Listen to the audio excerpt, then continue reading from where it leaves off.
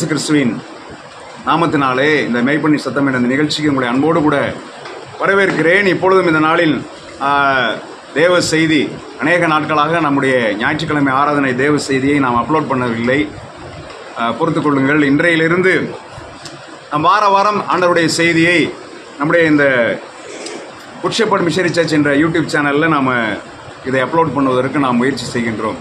கர்த்தர் ஆசீர்வதிப்பாராக.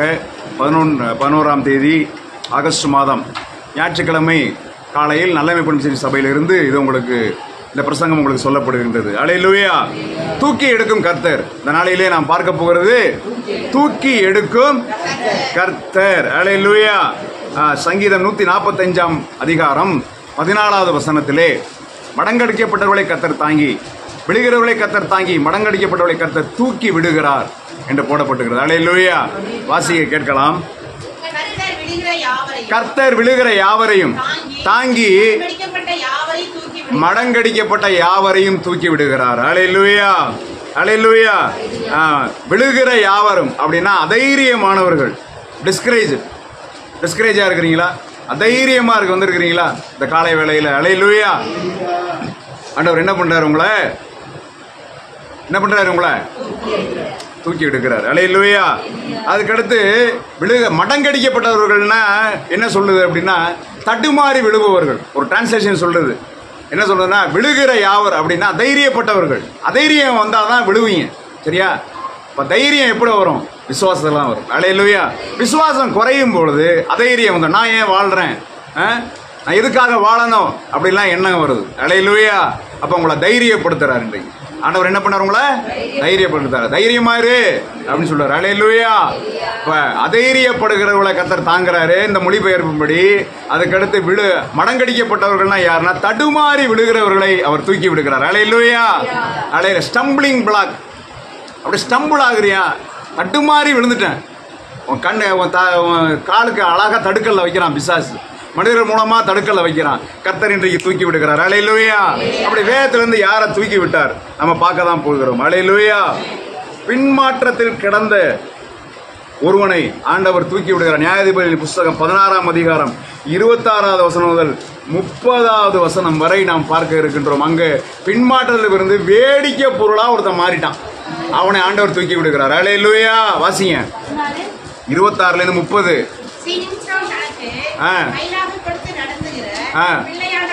பிள்ளையாண்டானோடு இருக்கும்படி அவைகளை நான் தடவி பார்க்கட்டும் என்றான். நிறைந்திருந்தது. பிரபுக்களும் ஏறக்குறைய 3000 பேர் வேடிக்கை காட்டும்படி. என்ன வெட்க கேடுப்பார். யார எப்படிப்பட்டவனா இருந்தான் தெரியுமா? யாரு நெருங்க முடியாது நெருப்பா இருந்தவனை வேடிக்கை பொருளா மாத்திட்டான் பிசாஸ். அல்லேலூயா. நானும் அப்படிதான் இருக்கிறேன் பாஸ்டர் அப்படிங்கிறீங்களா? இதை யூடியூப்ல பார்த்துருக்கிறேன். நீங்களும் அப்படிதான் சொல்றீங்களா? நான் வேடிக்கை பொருளா மாறிட்டேன். என் புருஷனுக்கு வேடிக்கை பொருளா மாறிட்டேன், மனைவிக்கு வேடிக்கை பொருளா மாறிட்டேன், சொந்தக்காரன் வேடிக்கை பொருளா மாறிட்டேன், அம்மா அப்பாவுக்கு வேடிக்கை பொருளா மாறிட்டேன் அப்படிங்கிறியா? அல்லேலூயா. வாசிங்க.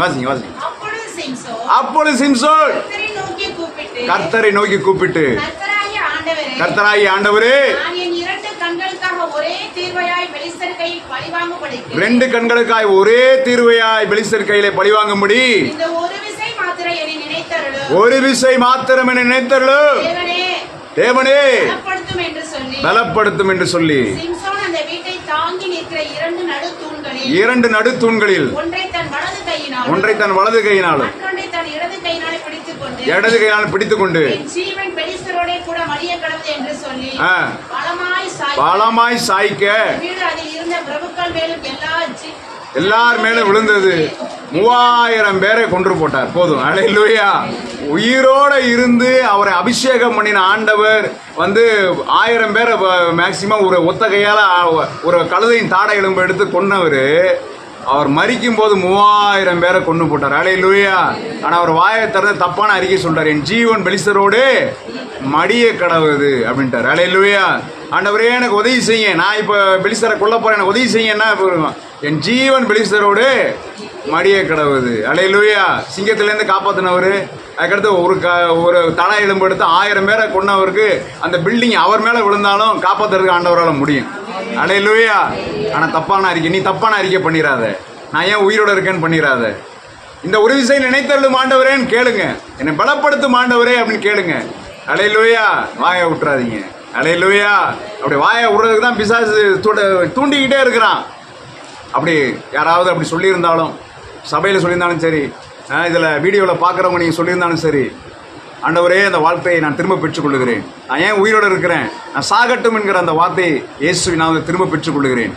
ஏன் அப்படி திரும்ப பெற்றுக்கொள்ளணும்னா, அது திரும்ப பெற்றுக்கொள்ளாட்டினா அதோடு கூட ஒரு தற்கொலை ஆவி அட்டாச் ஆயிரும்.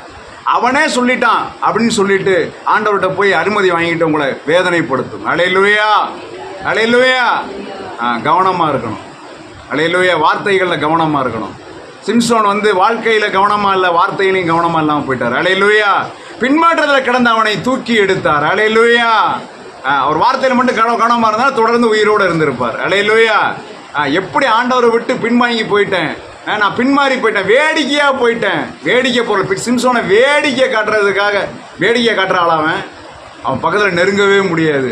300 நரிகளை ஒரு ஆளாக பிடிச்சி ஒவ்வொரு நரியும் ஜாயின் பண்ணி தீப்பந்தத்தை கட்டி வெள்ளாண்மை திராட்சை தோப்பெல்லாம் ஒளிவ தோப்பெல்லாம் சுட்டெரிச்சு போட்ட ஆளு.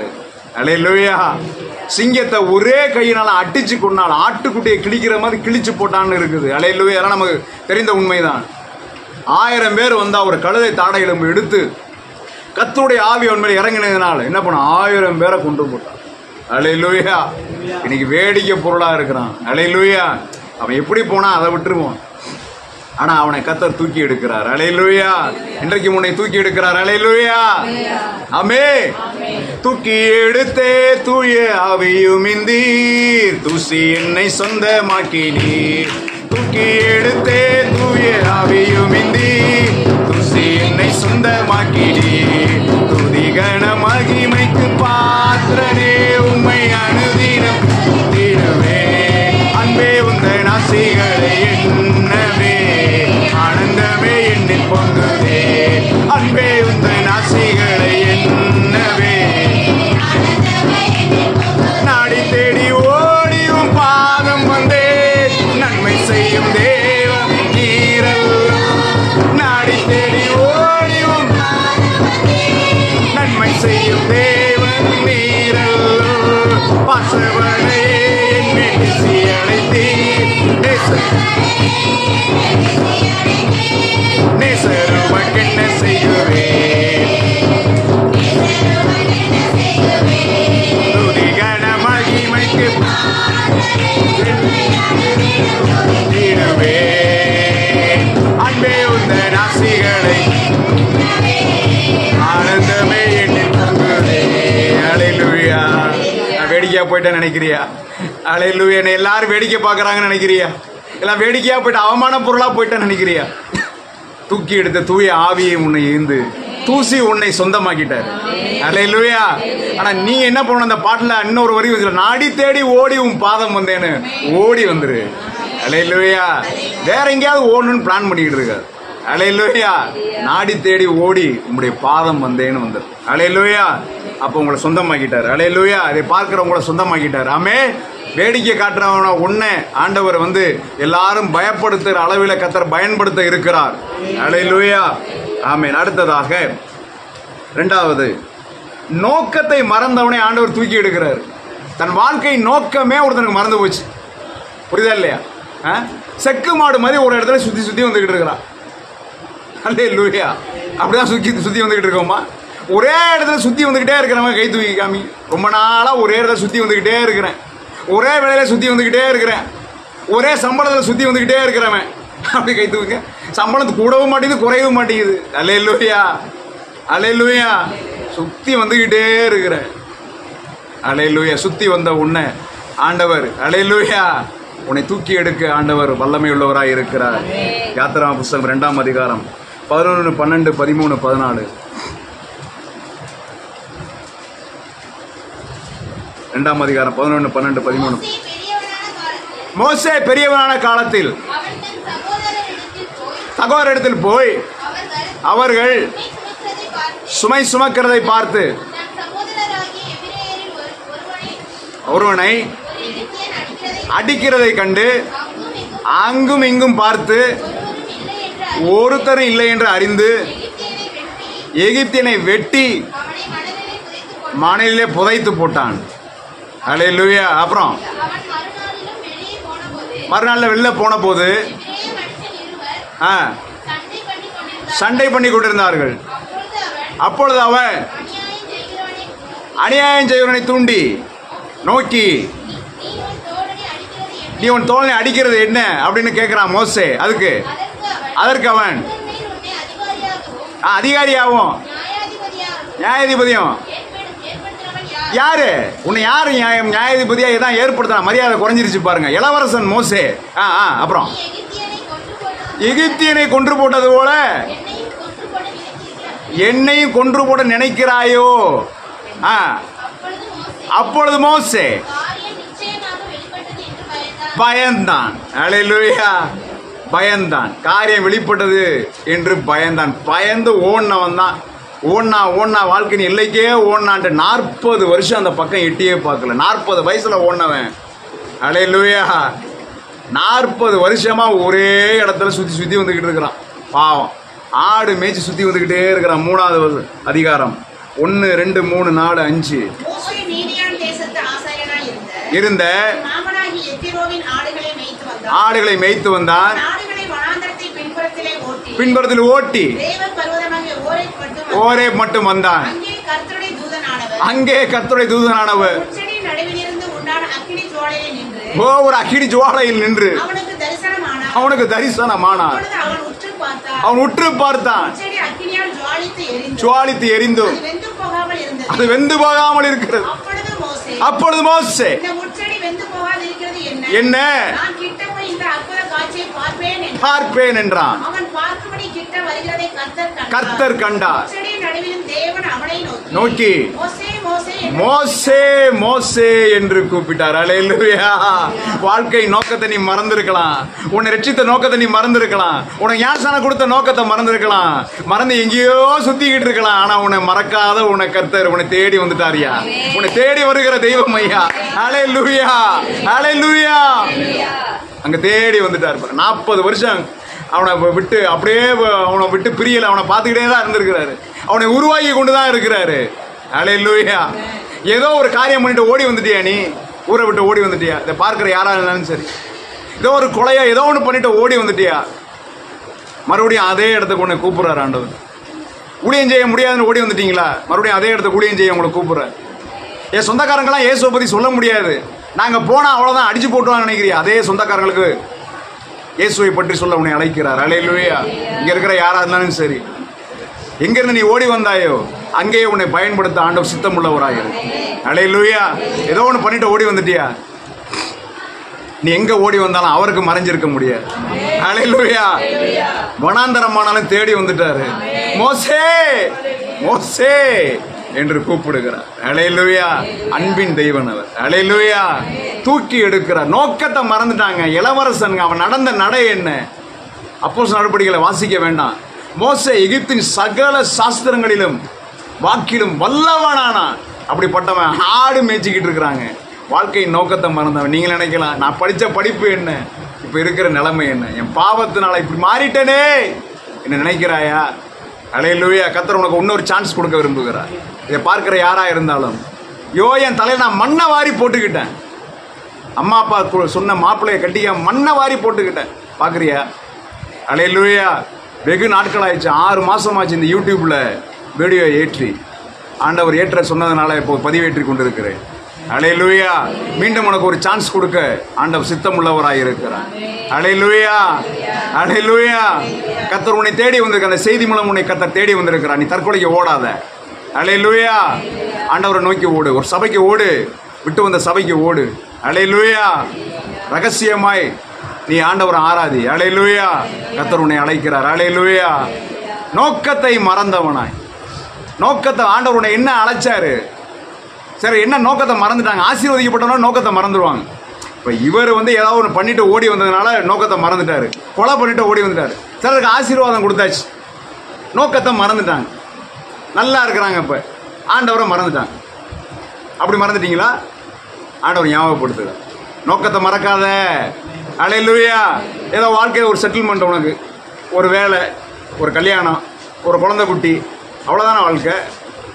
மோசே அப்படிதான். ஒரு பையங்களுக்கெல்லாம் பெருசாகிடுச்சு, பையங்களாம் கல்யாணம் பண்ணிப்பார். இப்போ மோசைக்கு 80 வயசு. அந்த கொலை பண்ணதா வாசிச்சா 40 வயசு, இப்போ 80 வயசு. இனிமே என்ன வாழ்க்கையில்?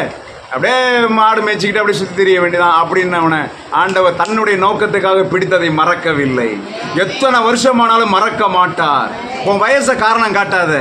அவ்வளோ வயசாயிருச்சு, என்னைய போய் ஆண்டவர் யூஸ் பண்ணுவாரா? உன்னை தான் ஆண்டவர் யூஸ் பண்ணுவார். அல்லேலூயா. அதிக வயசானும் சரி, நான் எனக்கே வயசு சின்ன வயசு, கொஞ்சம் வயசு, 18 வயசு, 20 வயசு, உன்னை தான் ஆண்டவர் பயன்படுத்த இருக்கிறார். உன்னை கொண்டு இயேசுவை பற்றி சொல்ல பயன்படுத்த இருக்கிறார்.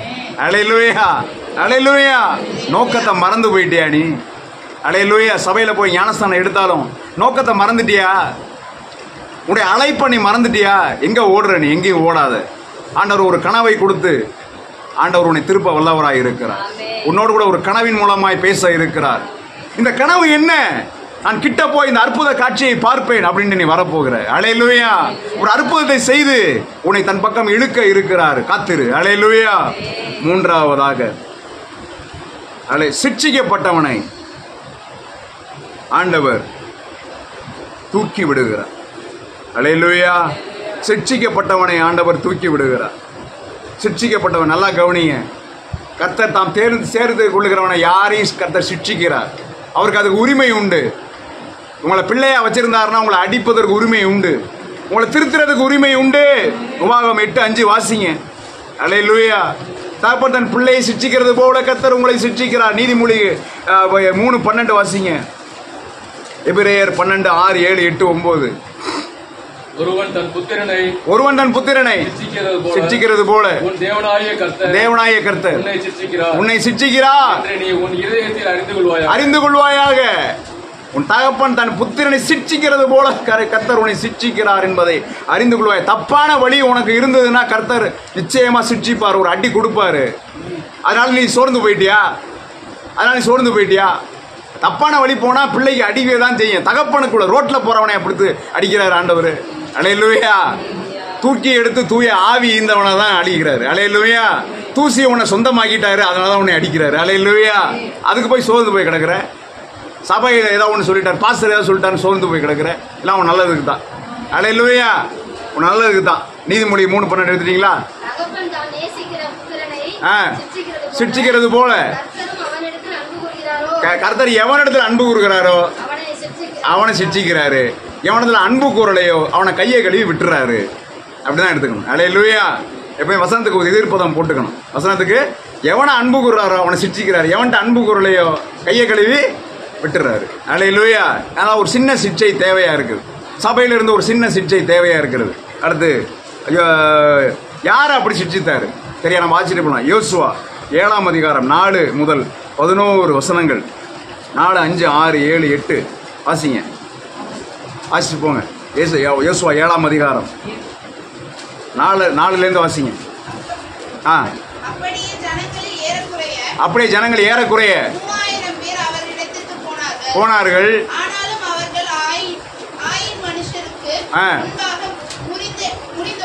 முறிந்தோடினார்கள்.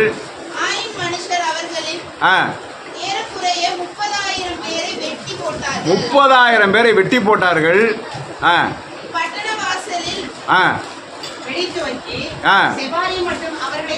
துரத்தி வெட்டினார்கள். ஜனங்களின் இருதயம் கரைந்து தண்ணீராய் போயிற்று. யோசுவா தன் வஸ்திரங்களை கிழித்துக் கொண்டு கரையிலே விழுந்து கிடந்தார்கள். தலைமையில அப்படியே மண்ணை போட்டுக்கிட்டு அப்படியே கிடக்குறாங்க. யோசுவா, கர்த்தராகிய ஆண்டவரே,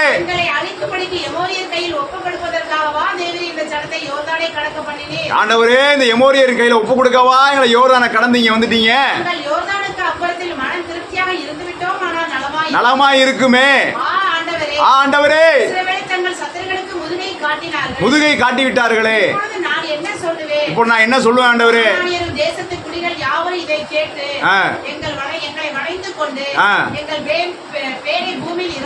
இராதபடிக்கு வேறற்று போக பண்ணுவார்களே.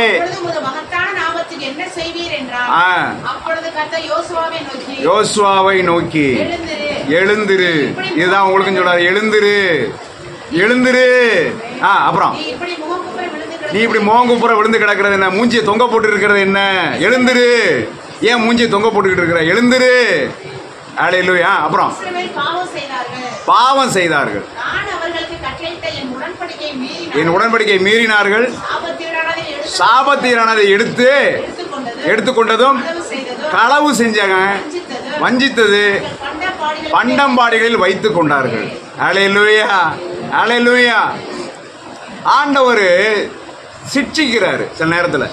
ஏன்னா அவருக்கு பிரியமில்லாத காரியம் ஒன்று இருந்ததுன்னா சிட்சிப்பார். அல்லேலூயா. முதல்ல பெரிய வெற்றி கொடுத்தாரு, எரிகோ கோட்டையை தகர்த்தெறிகிறாரு.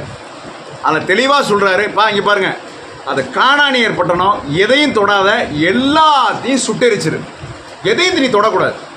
ஆடு மாடு எல்லாம், ஆடு மாடெல்லாம் வெட்டி போட்டுரு, மற்ற பொருள் எல்லாத்தையும் சேர்த்து ஒன்றா தீ கொடுத்துரு, எல்லாம் முடிச்சிரு, எதையும் எடுக்கக்கூடாது. அதில் ஒருத்தன் இதெல்லாம் கேட்டு பெரிய வெற்றி, எரிகோ கோட்டை வெற்றி. நமக்கு ஏதாவது பிரச்சனை வந்து ஆண்டவர் எரிகோ கோட்டையை தகர்த்து போட்டது போல, ஆண்டவரே என்னை தகர்த்து, என்னுடைய வாழ்க்கை பிரச்சனைகளை தகர்த்து போடும் அப்படின்னு சொல்கிற அளவுக்கு எரிகோ கோட்டையை தகர்த்தது பெரிய ஃபேமஸான வெற்றி. நல்லதுதான், நல்லா கவனி. எப்போதும் பெரிய ஃபேமஸான வெற்றி கிடைச்சதுக்கு அப்புறம் நீ கவனமாக இருக்கணும். அதான் போன வாரம் பேசினேன். ஆசீர்வாதத்துக்கு பின் சோதனை. பெரிய வெற்றி, புரியுதா? பெரிய வெற்றி. அதில் ஒருத்தன், அதில் இருக்கிற நல்ல ஒரு கம்பளம் ஒன்று, நல்ல சைஸான கம்பளம் ஒன்று, நல்ல கம்பளம், நல்ல பாபிலோனிய சால்வை ஒன்று, நல்ல அந்த சால்வையை ஒன்று எடுத்துக்கிட்டு நல்ல தங்க கட்டி ஒன்று எடுத்து என்ன பண்ணா, தான் கூடாரத்தில் என்ன பண்ணா, பதுக்கி புதைச்சி வச்சுட்டான். ஆண்டவர் தெரியாதா? அல்லேலூயா அல்லேலூயா. தாம் நேசிக்கிறவர்களை சிட்சிக்கிறவர். அல்லேலூயா. யோசுவா நேசித்தாரு. முகங்குப்புற அப்படியே விழுந்து கிடக்கிறான். எழுந்திரு. விஷயம் இதுதான். அல்லேலூயா. நீ முகங்குப்புற விழுந்து கிடக்கிறியா? எழுந்திரு. விஷயம் இதுதான். உன் குடும்பத்தில் இப்படி ஒரு ஆகாத ஒரு பொருள் இருக்கிறது, உன் வீட்டில் ஒரு ஆகாத பொருள் இருக்குது, அது தூக்கி எரிஞ்சு போடு. அல்லேலூயா. எழுந்திரு. முகங்குப்புற விழுந்து கிடக்காத, முதல்ல அதை தூக்கி எரிஞ்சு போடு. கர்த்தருக்கு பிரியமில்லாத அந்த பழக்கத்தை நிறுத்திடு. ஆண்டவருக்கு பிரியமில்லாத அந்த காரியத்தை தூக்கி போட்டுரு. அல்லேலூயா. அப்புறம் பாரு உனக்கு வெற்றி. ஆமென். அல்லேலூயா. இல்லைன்னா அந்த ஆயுப்பட்டணம் சின்ன பட்டணம், சின்ன மனுஷர்கள்ட்ட தோற்று போறீங்களா? என்னை விட வயசு குறைவானவர்கள நான் அவமானப்படுறேன். உங்கள்கிட்ட என்ன இருக்கு பிரச்சனை? கர்த்தருக்கு பிரியமில்லாத என்ன இருக்குது? முதல்ல தூக்கி போடுங்க. அல்லேலூயா. வயசு குறைவானவர்கள நான் அவமானப்படுறேன். அல்லேலூயா. என்னை விட ஜனக்கூட்டம் குறைவா இருக்கிறவங்கள்ட்ட நான் அவமானப்படுறேன். உன்கிட்ட என்ன இருக்குது? கர்த்தருக்கு பிரியமில்லாத காரியம் என்ன இருக்குது? முதல்ல தூக்கி போடு. அல்லேலூயா. கர்த்தர் சிட்சிக்கிறார். அல்லேலூயா. சிட்சிக்கப்பட்டவனை ஆண்டவர் தூக்கி விடுகிறார். ஆண்டவர் சொன்னார், எழுந்திரு யோசுவா. இப்படி மோக்கப்புறம் என்ன மூஞ்சியை தொங்க போட்டிருக்கிறது என்ன? இதுதான் விஷயம் சொல்றாரு. அல்லேலூயா. நீ முதல்ல ஆண்டவர்கிட்ட போய் விடு. ஆமென். அப்புறம் ஆண்டவர் சொல்லுவார், எழுந்திரு. இதான் விஷயம்னு சொல்லுவார். ஏன் இந்த தோல்விக்கு காரணம்? எழுந்திரு. இதான் விஷயம்னு சொல்லுவார். அல்லேலூயா. ஏன் இந்த திடீர் தோல்விக்கு காரணம் என்ன? திடீர்னு நீ தோத்து போயிட்டு என்ன காரணம்? எழுந்திரு. இதுதான் காரணம். என்னுடைய நாமத்தை நீ மகிமைப்படுத்தலை. உனக்கு ஆசீர்வாதம் கிடைச்ச பிறகு எனக்கு நாமத்தை நீ மகிமைப்படுத்தலை, எனக்கு ஸ்தோத்திரம் செய்யலை, எனக்கு நன்றி செலுத்தலை. எழுந்திரு. அல்லேலூயா. அடுத்ததாக, நான்காவதாக, ஆண்டவர் யாரை தூக்கி விட்டார்னா, வாழ்க்கையை வெறுத்தவனை தூக்கி விடுறார். வாழ்க்கையை வெறுத்து போச்சு, போதும் போதும், வாழ்ந்தது போதும் அப்படின்னு ஒரு மனுஷன் நினைச்சிட்டான். அவன் யாரு? 1 ராஜாக்களின் புஸ்தகம் 19ஆம் அதிகாரம் 1, 2, 3, 4. வாழ்க்கை எலியா எல்லாவற்றையும் கொன்று போட்ட ஆகாப் எசபேலுக்கு அறிவித்தான். ஆள் அனுப்பி ஒவ்வொருடைய பிராணனுக்கும் செய்யப்பட்டது போல நான் நாளை எலியா பார்த்துக்க உனக்கு செய்யாமற் போனால் சொல்ல சொன்னான். தெரிந்தபோது எழுந்து தன் பிராணனை காக்க யூதாவை சேர்ந்த பேர்சபாவுக்கு புறப்பட்டு போய் அங்கே நிறுத்தி விட்டான். எங்க போறதுன்னு தெரியல. திடீர்னு தன் பிராணனை காக்க வனாந்திரத்துக்கு போவோமா அப்படின்னு பேர்சபாவுக்கு ஓடிட்டாரு. சரியா? பேர்சபாவுக்கு ஓடிட்டாரு. ஓடி போய் அங்க போய் வந்துட்டாரு. அப்புறம் வனாந்தரத்துல ஒரு நாள் பிரயாணம் போய் ஒரு சூறை செடி கீழே உட்கார்ந்து எப்படி இப்படி நான் சாக வேண்டும் என்று கோரி, போதும் கர்த்தாவே என் ஆத்மாவை எடுத்துக்கொள்ளும். எத்தனை தடவை இந்த ஜெபத்தை பண்ணிருப்பீங்க? போதும் ஆண்டவரே, போதும் ஆண்டவரே.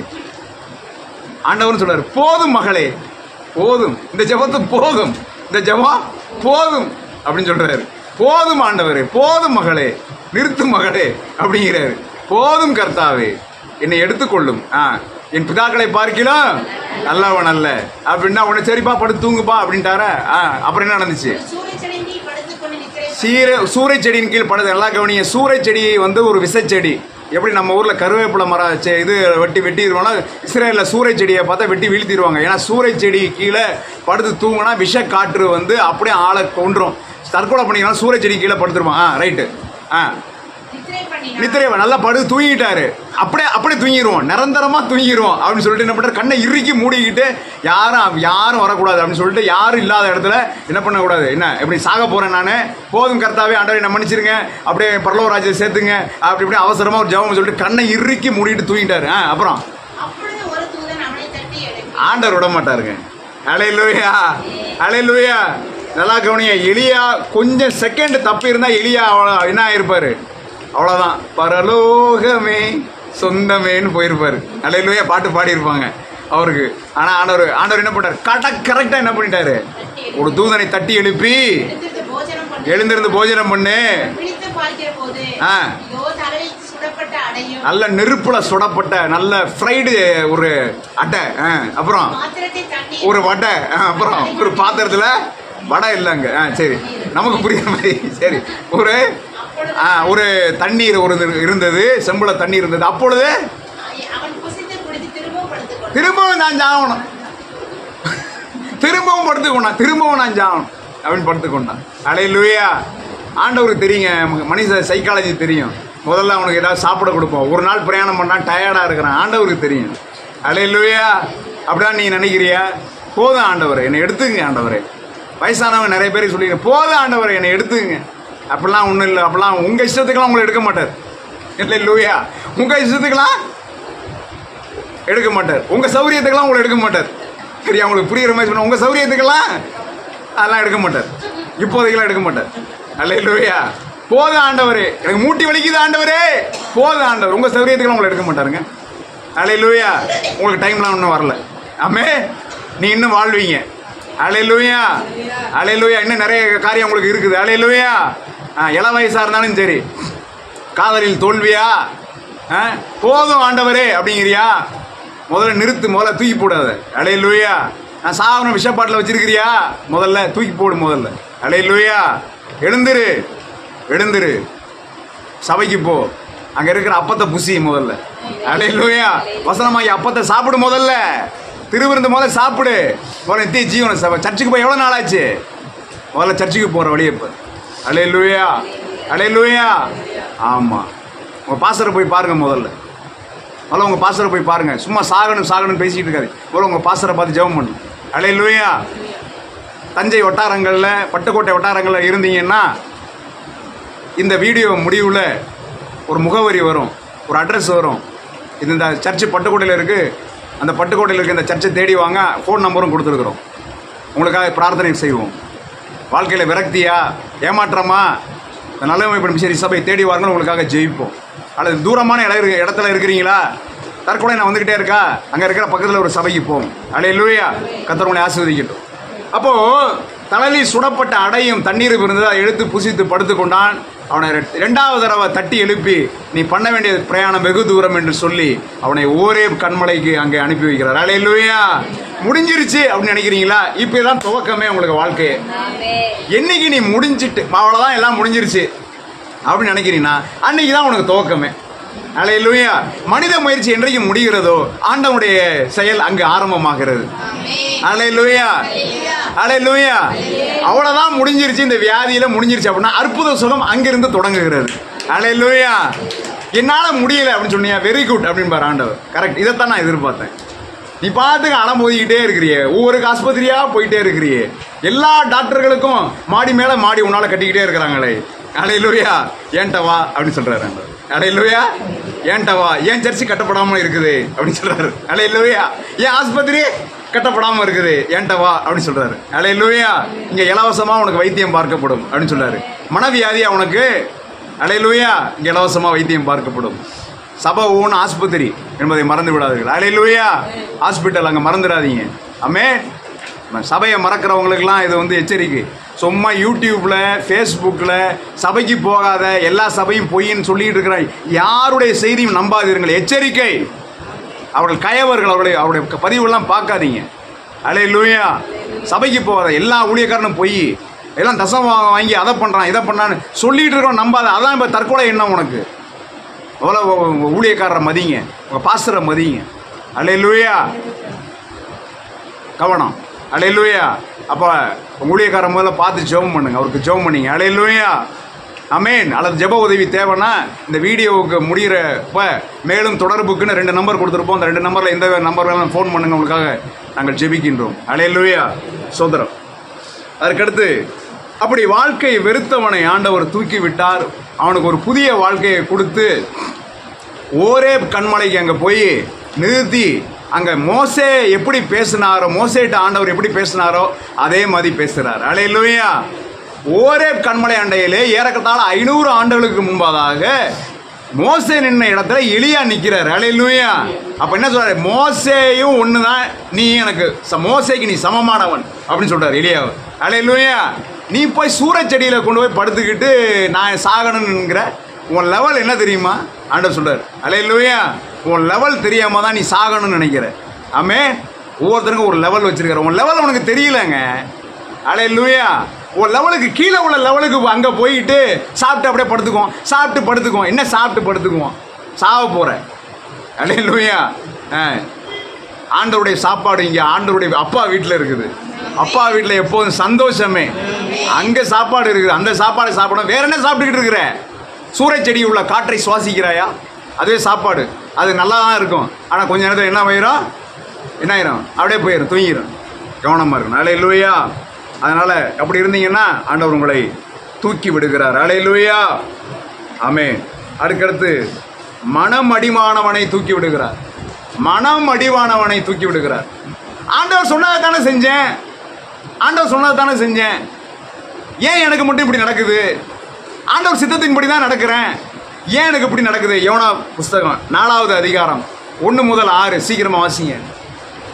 ஆண்டவர் சொன்னதானே செஞ்சேன், ஆண்டவர் ஊழியத்தை தானே செய்கிறேன், ஏன் எனக்கு மட்டும் இப்படி நடக்குது? எல்லாருக்கும் நல்லது நடக்குது, எனக்கு மட்டும் ஏன் இப்படி நடக்குது? அல்லேலூயா. நிறைய பேருடைய இதே இப்படி தான் வாசிங்க. யோனா 4:1 முதல் 6.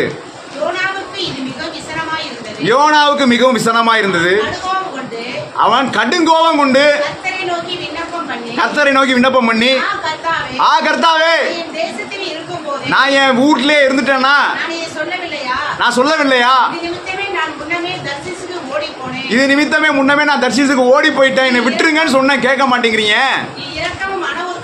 இரக்கமும் மன உருக்கம் நீடிய சாந்தம் தயவும் உள்ள தேவன், கிருபையும் உள்ளவர்,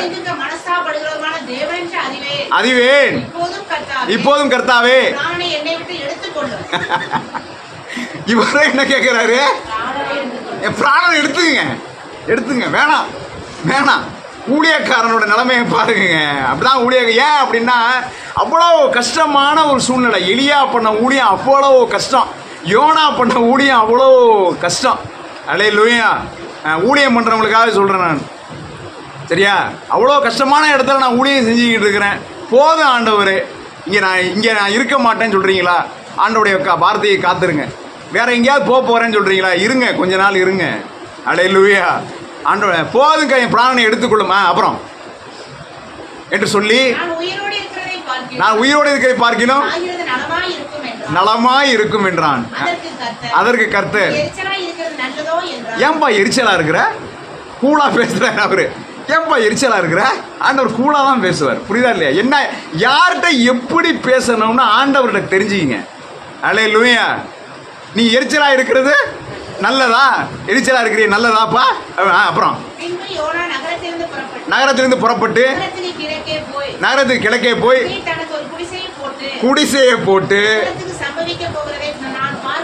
நான் பார்க்க மட்டும் அப்படியே உட்கார்ந்து இருக்கிறான். நிழல் உண்டாயிருக்கவும்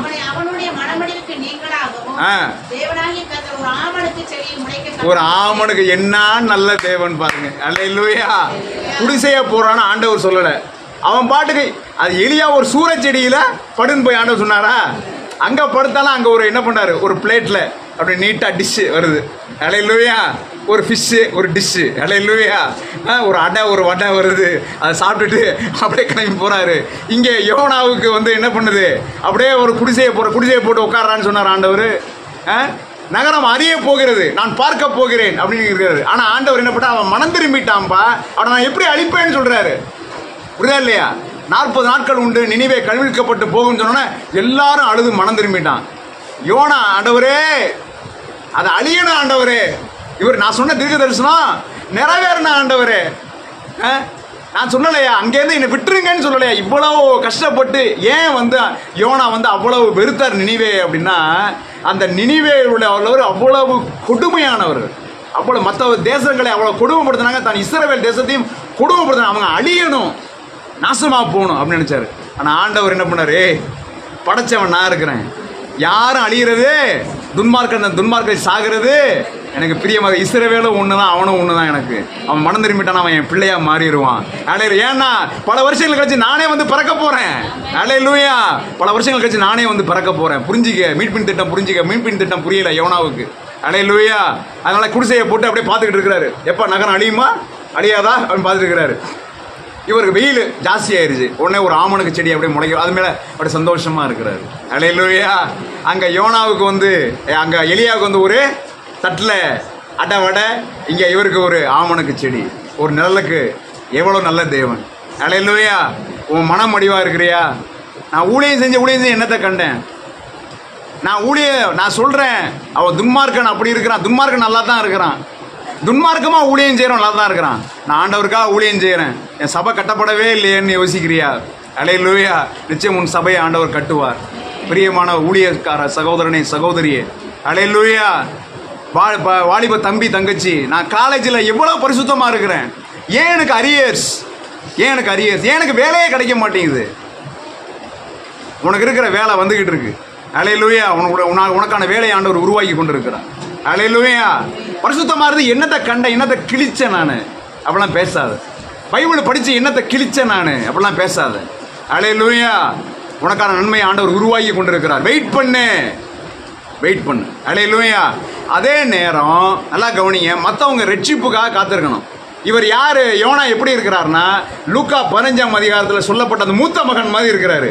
புரியுதா இல்ல? இளைய மகன் என்ன பண்ணிட்டாரு, மனம் திரும்பி அவனை எப்படி உள்ளார உள்ளான் நீங்க அப்படி கேட்கிறாரு. புரியுதா இல்லையா? மன்னிக்க தெரியணும். யோனா, நீ எங்க போனாலும் நீ என்ன பண்ண, மன்னிக்க தெரியணும். அல்லேலூயா. உன் சகோதரனை மன்னிக்க தெரியணும். உன் சகோதரன் ஆண்டவர் மன்னிச்சு சேர்த்துட்டாரு. ஆனால் நீ இன்னும் மன்னிக்காம இருக்கிற, நீ மன்னிச்சிரு. அல்லேலூயா. உன் சர்ச்சில் உள்ளவங்களை மன்னிச்சிரு. அவன் எப்படி, அவன் நாசமா போகணும் அப்படின்னு நினைக்காத. யோனாவின் ஆவி அது, கர்த்தருடைய ஆவி இல்லை. அல்லேலூயா. நான் சொன்ன தீர்க்கதரிசனம் அப்படி நிறைவேறணும், அவன் வாழ்க்கை அப்படியே பட்டு போயிடணும் அப்படின்னு நினைக்கக்கூடாது. அவன் மனம் திரும்பி இருப்பான். உங்களுக்கு தெரியுமா? அல்லேலூயா. யோனாவின் ஆவியுடையவர்களாக இருக்காதீர்கள். அல்லேலூயா. உன மனமடிவா இருக்காத, எந்திரி, ஊழியம் செய். அல்லேலூயா. ஆண்டவர் ஏன் இங்க அனுப்புனாரு, எதுக்காக இங்க அனுப்புனாரு அப்படிலாம் கேள்வி கேட்காத. உன் வேலையை செஞ்சுட்டு நீ பாட்டு வந்துரு. அல்லேலூயா. போய் சுவிசேஷம் சொல்லி யாருமே மனம் திரும்பல. சொன்னீங்களா? சுவிசேஷம் சொன்னீங்களா இல்லையா? சொல்லிட்டு வந்துருங்க. அல்லேலூயா. ட்ராக்ஸ் கொடுத்தீங்களா? கொடுத்துட்டு வந்துருங்க. அவன் மனம் திரும்பல அதெல்லாம் ஆண்டவர் பார்த்துக்கோ. அல்லேலூயா. கரங்களை தட்டி ஆண்டவர் மகிமைப்படுத்துவோம். ஆண்டவர் சொன்னதை செஞ்சுட்டு வந்துருங்க. அதான் உங்க வேலை. யோனாவின் ஊழியம் உங்களுக்கு. இதை பார்க்கிற சிலருக்கு யோனாவின் ஊழியம், ஆண்டவர் சொன்னதை செஞ்சுட்டு வந்துடணும், ஆண்டவர் சொன்ன தீர்க்கதரிசனம் சொல்லிட்டு வந்துடணும். அல்லேலூயா. அது நிறைவேறல, ஆண்டவர் மேலே பிரியமா இருக்கிறாரு. அல்லது சிலரை நீங்க மன்னிக்கணும்னு ஆண்டவர் விரும்புகிறாரு. உங்க கண்ணுக்கு முன்னாலே சில பேர் ஆண்டவர் நல்லா உயர்த்தி வச்சு பார்ப்பாரு, உங்க மனநிலை என்னன்னு சோதிச்சு பார்க்கிறாரு. அல்லேலூயா. அவன் கெட்டவன், அவன் வாழ்றான் அப்படிலாம் சொல்லாதீங்க. அல்லேலூயா. ஒருவேளை மனம் திரும்பி இருக்கலாம், உங்களுக்கு தெரியாது. மற்றவங்களுடைய வாழ்க்கையை பார்த்து எரிச்சல் ஆகாதீர்கள். அல்லேலூயா. அவனை ஆண்டவர் தண்டிக்கணும் அப்படிலாம் சொல்லாதீங்க. அல்லேலூயா. ஆண்டவர் மன்னிக்கிறவர். ஆமே. ஆண்டவர் அவனை மன்னிக்கணும், ரட்சிக்கணும்னு ஜெபம் பண்ணுங்க. யாருக்கு தெரியும் ஆண்டவர் அவனை ரட்சிப்பார். அல்லேலூயா. அடுத்ததாக அமிழ்ந்து போனவனை தூக்கி விடுகிறார். அமிழ்ந்து போனவனை தூக்கி விடுகிறார். இன்னும் 2 தான் முடிச்சிட போறேன். மத்தேயு 14, 30, 31, 32. அமிழ்ந்து போனவனை. இப்ப புதிய ஏற்பாடுக்கு வந்துடுறோம். பழைய ஏற்பாடு முடிந்தது. புதிய ஏற்பாட்டுல அமிழ்ந்து போனவனை தூக்கி விடுகிறார். சீக்கிரமா வாசிங்க. மத்தேயு. காற்று பலமாய் இருக்கிறதை கண்டு பயந்து அமிழ்ந்து போகையில், ஆண்டவரே என்னை ரட்சியும் என்று கூப்பிட்டான். உடனே இயேசு கையை நீட்டி பிடித்து, அற்ப விசுவாசியே என்றார். அவர்கள் அவனை கையை பிடிச்சி தூக்கி விட்டு அவர்கள் என்ன பண்ணாங்க, அந்த படகை பிடிச்சிட்டாங்க. அல்லேலூயா. ஆண்டவர் உங்களை சில நேரத்தில் வெளியே நடன்னு சொல்லுவாரு. ஆமே. சில பிசாசின் காரியங்களை மிதின்னு சொல்லுவாரு. மிதிச்சு நடக்கணும். அல்லேலூயா. சில பிசாசின் காரியங்களை மிதிச்சு நடக்கணும். மிதிச்சு நடந்துகிட்டு இருக்கும்போதே போராட்டம் வரத்தான் செய்யும். புரியுதா இல்லையா? சர்ப்பத்தின் ஆவியை மிதிக்கணும், மிதிச்சு நடக்கணும். அல்லேலூயா. சர்ப்பங்களை தேள்களை மிதிக்கும் சத்துருவின் சகல வல்லமையை மேற்கொள்ள உங்களுக்கு அதிகாரம் கொடுக்கிற மந்திர பில்லி சூனியங்களை மிதிக்கணும். அப்ப போராட்டம் வரத்தான் செய்யும். ஆண்டவரே அமிழ்ந்து போறேங்கிறீங்களா, ஆண்டவர் கையை தூக்கி விடுவார். அல்லேலூயா. நிறைய பேருக்கு பிசாசுகிட்ட போராடுறதுக்கு தைரியமே கிடையாது. உங்களுக்கு தைரியம் இருக்கிறது. நீங்க போராடுங்க, தொடர்ந்து போராடுங்க. போராட்டம் வந்தாலும் சோர்ந்து போய் உட்காந்துட்டீங்களா? அல்லேலூயா. பிரச்சனை வந்தனால சோர்ந்து போய் உட்காந்துட்டீங்களா? படகை விட்டு முதல்ல வெளியில வாங்க. அந்த தைரியம் உங்களுக்கு இருக்குது. நிறைய பேர் படகுலே உட்காந்துருக்காங்க. கம்ஃபர்ட் ஜோன் அதில் உட்காந்துருக்காங்க. பாதுகாப்பா இருக்கிறோம். பேதுரு சொல்றாரு, நீரே ஆனால் நான் வெளியே நடக்கிறேன்னு சொல்றாரு. ஆண்டவர் சொல்லித்தான் வெளியே வந்தேன். நான் அமிழ்ந்து போறேன், பிரச்சனை அமிழ்ந்து போறேன். ஐயோ தண்ணீர்கள் என் மேல இருக்குதே அப்படிங்கிறீங்களா, கர்த்தர் தூக்கி விடுவாரு. அல்லேலூயா. ஆண்டவர் சொல்லித்தான் வந்தேன், அமிழ்ந்து போறேன். சூழ்நிலையை பார்த்து சோர்ந்து போயிட்டீங்க. அல்லேலூயா. காற்றையும் பார்க்காதே, கடலை பார்க்காதே. அல்லேலூயா. நீ இயேசுவை பாரு. ஆமே. ஆண்டவரே நீ ரட்சியும்னு சொல்லுங்க. அற்ப விசுவாசியே ஏன் சந்தேகப்பட்டான்னு தூக்கி விடுவார். அல்லேலூயா. மிதிச்சு நடங்க. சூழ்நிலையை மிதிச்சு நடங்க. சூழ்நிலையை பார்க்காதீங்க. உங்களை நடந்து வர சொல்கிற இயேசுவை பாருங்கள். அவர் 4ஆம் ஜாமத்திலே உங்கள் நடுவே நடந்து கொண்டு வந்திருக்கிறார். நீங்கள் அறியாத ஒருவர் உங்கள் நடுவே நடந்து வந்து கொண்டிருக்கிறார். அவரை பார்த்து மட்டும் நீங்க நடந்து போங்க. சூழ்நிலையை பார்த்தீங்கன்னா நீங்க என்ன ஆயிரம் விழுந்துருவீங்க. அப்ப என்ன ஆச்சுன்னா, பேதுரு நடந்துவான்னு சொன்னபோது ஆண்டவர் பேதுருக்கு ஸ்பெஷலா ஒரு ரோடு போட்டுட்டாரு. அது நடந்து வந்துகிட்டே இருந்தாரு. அதை பார்த்தாரு. டக்குன்னு ஒரு ஓட்டை விழுந்துருச்சு. அவிசுவாசம் ஒரு ஓட்டையை கொண்டு பண்ணிருச்சு. அமிழ்ந்து போட்ட ஆண்டவரேன்றாரு. டக்குன்னு தூக்கி விட்டார். அமிழ்ந்து போகிறவனை ஆண்டவர் தூக்கி விடுகிறார். அல்லேலூயா. அல்லேலூயா. ஆண்டவர் கூப்பிட்டாருன்னா நான் வந்தேன். இப்ப எவ்வளவு பிரச்சனை, அமிழ்ந்து போறேன் அப்படிங்கிறீங்களா, உங்க கையை நீட்டி ஆண்டவர் நோக்கி கூப்பிடுங்க. கர்த்தர் தூக்கி விடுகிறார். அமிழ்ந்து போகிறவனை கர்த்தர் தூக்கி விடுகிறார். கடைசியாக அல்லேலூயா. கடைசியாக மறுதலித்தவனை தூக்கி எடுக்கிறார். அல்லேலூயா. லூக்கா 22:61. அதோடு கூட நான் என்னுடைய பிரசங்கத்தை முடிக்கிறேன். லூக்கா 22:61. அப்பொழுது அதுக்கு முன்னாடி வசிங்க, அந்த வசனத்துக்கு முன்னாடி. அதற்கு பேதுரு, மனுஷனே என்றான். இப்படி சொன்ன உடனே சேவல் கூவிட்டு, அப்பொழுது கர்த்தர் திரும்பி பேதுருவை நோக்கி பார்த்தார் என்று நினைவு கூர்ந்து வெளியே போய் மனம் கசந்து அழுதான். அல்லேலூயா. நீயும் ஆண்டவரை மறுதலிச்சிட்டியா? ஆண்டவர் எனக்கு தெரியாதுன்னு சொல்லிட்டியா? ஆண்டவருக்கு பிரியமில்லாத இடத்துக்கு போய் ஆண்டவர் எனக்கு தெரியாதுன்னு சொல்லிட்டியா? உன்னை திரும்பி பார்க்கிறாரு. அல்லேலூயா. நல்லா கவனிங்க. அந்த பார்வை பேதுருவுக்கு கிடைச்சது, யூதாஸுக்கு கிடைக்கல. அல்லேலூயா. பேதுருவை மட்டும் ஆண்டவர் திரும்பி பார்க்கலன்னா யூதாஸ் மாதிரி போய் சேர்ந்திருப்பார் பேதுரு. அப்படிப்பட்ட பாவம் அது. ஆண்டவர் எனக்கு தெரியாது, ஆண்டவர் 3 வருஷம் சாப்பிட்டாங்க, ஆண்டவர் தெரியாது முடியாது அப்படின்ட்டியா? உன்னை ஆண்டவர் திரும்பி பார்க்கிறார், உன்னை தூக்கி எடுக்கிறார். அல்லேலூயா. இந்த வசனங்களை கேட்ட உங்களை கர்த்தர் தாமே ஆசீர்வதிப்பாராக. உங்களுக்கு ஜெப உதவிக்கு இந்த வீடியோவுக்கு தொடர்ந்து வருகிற அந்த நம்பர்ஸை நீங்கள் கான்டாக்ட் பண்ணுங்கள். நீங்கள் தஞ்சை மற்றும் சுற்றுப்புறங்களில் இருந்தால், பட்டுக்கோட்டை சுற்றுப்புறங்களில் இருந்தால், அது வருகிற அந்த வீடியோவில் முடிகிற அந்த அட்ரஸுக்கு நீங்கள் வாருங்கள். ஃபோன் நம்பர் கான்டாக்ட் பண்ணுங்கள். கர்த்தர் உங்களை ஆசீர்வதிப்பாராக. ஆமென்.